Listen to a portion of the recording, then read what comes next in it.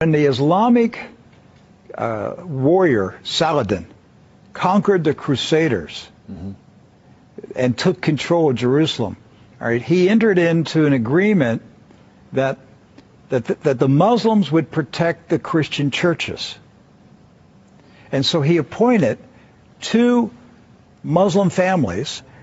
Both of these families had been in Jerusalem for, close to 1,000 years. And each generation has passed down the key. The key. Right.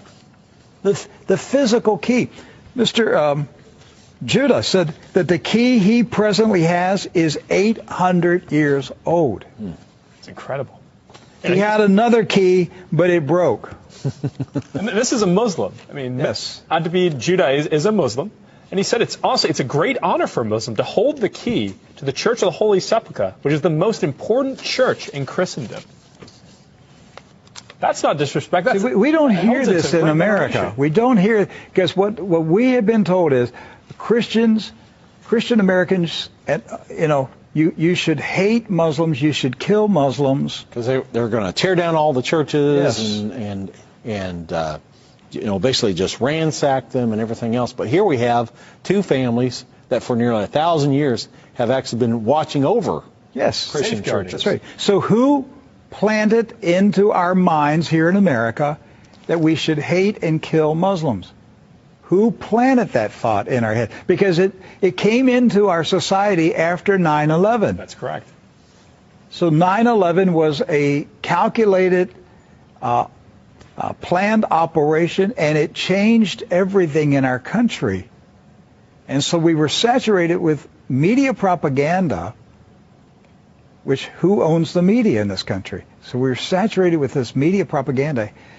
You Americans, you need to hate Muslims. You need to go to war. You need to send your sons to go kill Muslims. All right? And yet, when you go to the Middle East, you find out that the Muslims, like Christians, are taking care of Christian churches. Yes. Do not hold animosity against Christians or Americans, except in the case where Americans are pushing for war in their countries or trying to take their land. So they've lived together. They've lived together for centuries and centuries.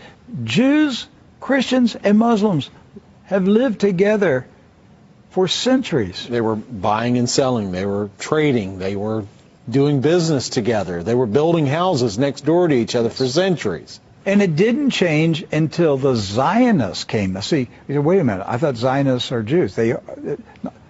Not all Jews are Zionists. And not all Zionists are Jews. Right.